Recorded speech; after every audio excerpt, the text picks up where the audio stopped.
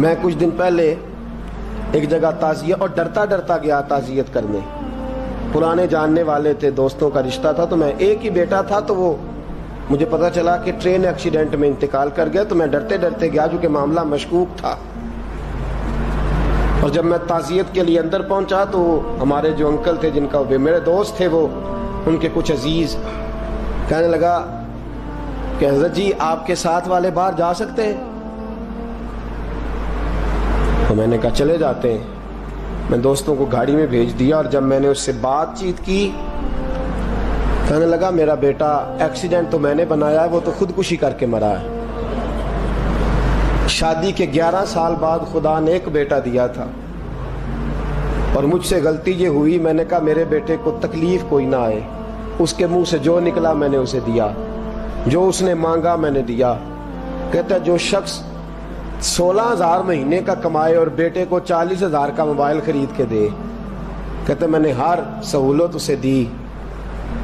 پھر ایک امیر کی لڑکی سے یونیورسٹی میں پڑھتے ہوئے اس کا تعلق بنا. بچی کے میسج بھی میں نے اپنے موبائل، اس بچے کے موبائل میں دیکھے، اور اس لڑکے نے جو میسج سینڈ کیے وہ بھی میں نے دیکھے. پھر میں گھر پہنچ گیا، میں نے بیٹے سے منتیں کی کہ بیٹا وہ ہمیں رشتہ نہیں دیں گے، ہماری برادری بھی چھوٹی ہے اور ہمارے جیب میں پیسے بھی کوئی نہیں. پھر میں ان کے گھر گیا، بیٹا نہ مانا، اور میں نے اس شخص کو بلا کے کہا تیری بیٹی کے میسیج ہیں، خدا را خیال کر، اور تیرے تو 7 بچے ہیں، میری گود میں تو ایک ہی پھول کھلا ہے، میں کدھر جاؤں، خیال کر. اس نے کہا دوبارہ تو نے نام لیا تو ایسے کیس میں باپ بیٹے کو پھنساؤں گا کہ ساری زندگی نکل نہیں سکو گے.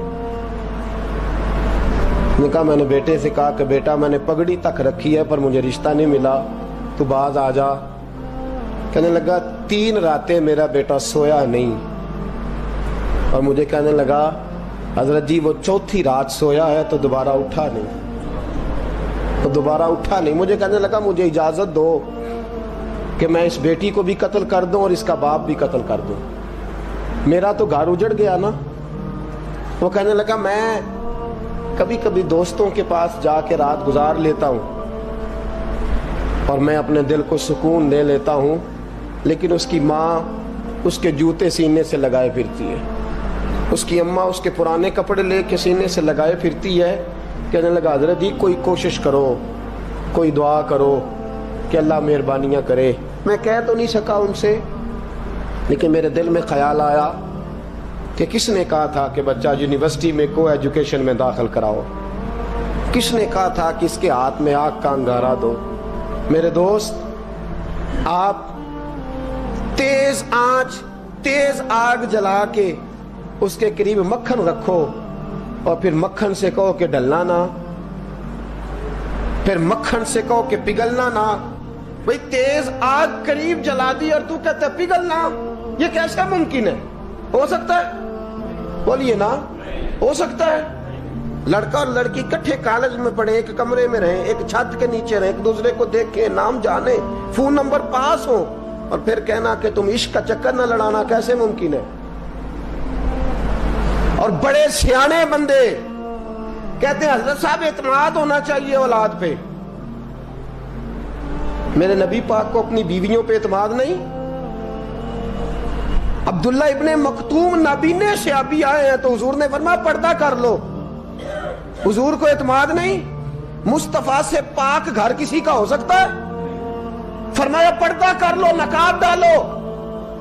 سونے وہ تو نابینا ہے، فرمایا تمہیں تو نظر آتا ہے نا، ڈالو نقاب. یہ اعتماد ہونا چاہیے. یہ کیسا اعتماد ہے کہ تو تیز آگ جلائے اور مکھن قریب رکھ کے اعتماد کر؟ یہ کیسا اعتماد ہے؟ ایک حدیث سنانے لگا، زندگی بھر بھولنا نہ، دل کی تختی پہ لکھنا یہ روایت. توجہ ہے آپ کی؟ جاگ رہے ہیں؟ بار والوں کو میری بات کی سمجھ آ رہی ہے؟ حدیث سنانے لگا ہوں، ابن حجر اسقلانی حدیث لائے ہیں. رسول پاک صلی اللہ علیہ وسلم نے فرمایا جہاں مرد اور عورت اکیلے ہوں وہاں تیسرا شیطان ہوتا ہے. یہ تو پہلے بھی سنے ہوں گے نا اتنے لفظ. اس سے آگے ہیں ابن حجر حدیث کے لفظ لائے. یا رسول اللہ صلی اللہ تعالی علیہ وسلم، مرد اور عورت اکیلے ہوں تو تیسرا شیطان ہوتا ہے؟ حضور نے فرمایا ہاں. عرض کی حضور اگرچہ وہ نیک ہو. جاگ رہے ہیں نا آپ لوگ؟ اگرچہ وہ جہاں مرد اور عورت اکیلے ہوں وہاں تیسرا شیطان ہوتا ہے. حضور اگر وہ نیک ہو لکھ لو دل کی تختی پر.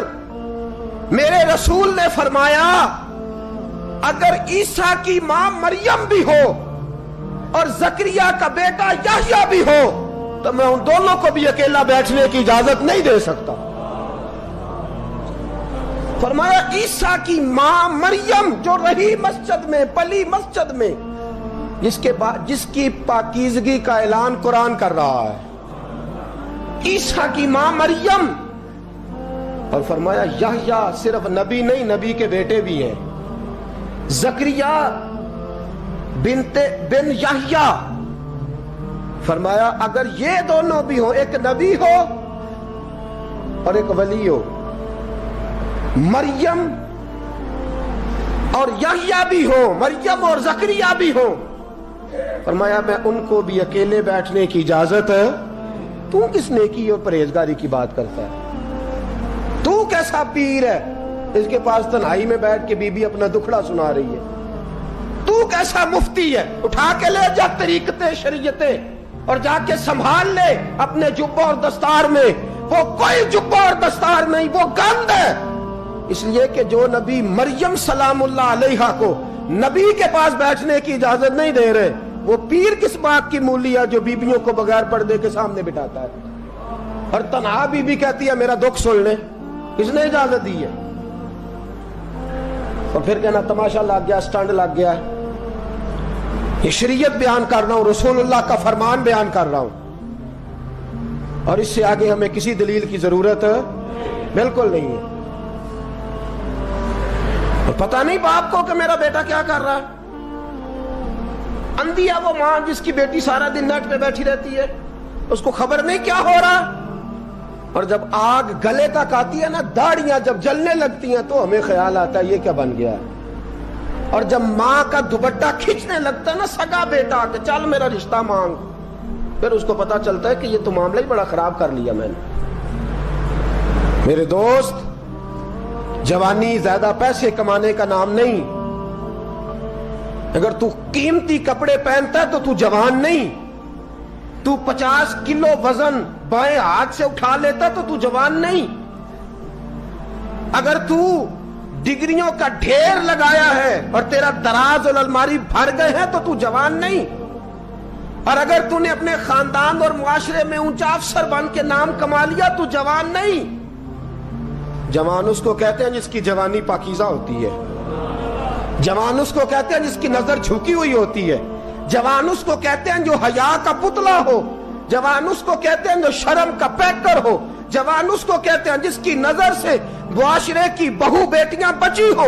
جوان وہ ہوتا ہے، جوان بھی ہو پاکیزہ بھی ہو، جوان وہ ہوتا ہے کہ میرے رسول پاک نے فرمایا صبح قیامت اللہ عرش کے سیدھے جانب جوان کھڑا کرے گا. 30 سال کا جوان، چڑھتی جوانی، خوبصورت آنکھیں، روشن چہرہ، اس کا وجود طاقت والا. نبی آگے بڑھ کے پوچھیں گے یا اللہ یہ کون ہے جو تیرے دائیں جانب کھڑا ہے؟ اللہ فرمائے گا یہ وہ جوان ہے کہ خوبصورت عورت نے اسے کہا تھا میرے ساتھ منہ کالا کر لے، پر اس نے نظر جھکا کے کہا تھا انی اخاف اللہ.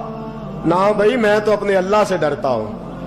فرمایا یہ پاک جوانی والا ہے، یہ حاجی نہیں، نمازی نہیں، یہ ولی نہیں، یہ صوفی نہیں، یہ وہ نہیں جو غوث زمان ہو، قطب دورہ ہو، پیر طریقت نہیں، مفتی وقت نہیں. یہ خالی جوان ہے پر پاک جوانی لے کے آیا ہے. یہ خالی جوان ہے پر پاکیزہ جوانی لے کے آیا. یہ خالی جوان ہے پر اس کی نظروں میں حیا بڑی ہے. یہ پاک، یہ کیا تماشا لگ گیا عشق کا چکر. اور آج جتنی مصیبتیں کھڑی ہوئی ہیں اس عشق مجازی کے روگ نے کھڑی کر دی ہیں ہر جوان. ہمارا ایک بچہ تھوڑے دن پہلے اس علاقے کا محمد طیب نام کا شہید ہو گیا. وہ ایک کونے میں رہنے والا, ایک محلے میں ایک چھوٹے سے کونے میں رہنے والا بچہ تھا نا. میرے ساتھ دوست موجود ہیں. صبح سے لے کر ساری رات میں افسوس کرتا رہا, میں جنازے میں کیوں نہیں گیا, میں جنازے میں کیوں نہیں گیا. وہ بچہ پاک فوج کا وہ شہادت اختیار کر گیا تو فخر سے سر بلند کر گیا اپنا. لیکن جو بی بی کے لیے ساری رات روتے رہتے ہیں وہ شہید ہو سکیں گے؟ جو ساری رات ٹھنڈ میں کھڑے ہو کے عورت کے ساتھ گفتگو کرتے رہتے ہیں اور جو سارا دن دل میں گند رکھتے ہیں بی بی کے لیے, ان کے ہاتھ میں تلوار آئے گی؟ یہ بہو بیٹیوں کی عزتیں بچا سکیں گے؟ آفیہ صدیقیہ جیلوں میں جل گئی امریکہ کی, اور وہ جب بھی خط لکھتی تھی کہتی تھی کوئی محمد بن قاسم نہیں بچا, وہ کہتی تھی کوئی شہاب الدین غوری نہیں بچا. اور وہ جب بھی, اب تو خیر اس کا ذہنی توازن ہی کام کرنا چھوڑ گیا, وہ بی بی جب بھی خط لکھتی تھی نا اہل پاکستان کو تو کہتی تھی پاکستان والوں بتاؤ کیا تمہارے اندر کوئی بھی خالد بن ولید کا ماننے والا نہیں؟ کیا کوئی نہیں تمہارے اندر جو علی کے نام کا نعرہ لگانے والا ہو؟ کوئی نہیں بچا جو فاروق اعظم کی سیرت کو فالو کرنے والا ہو.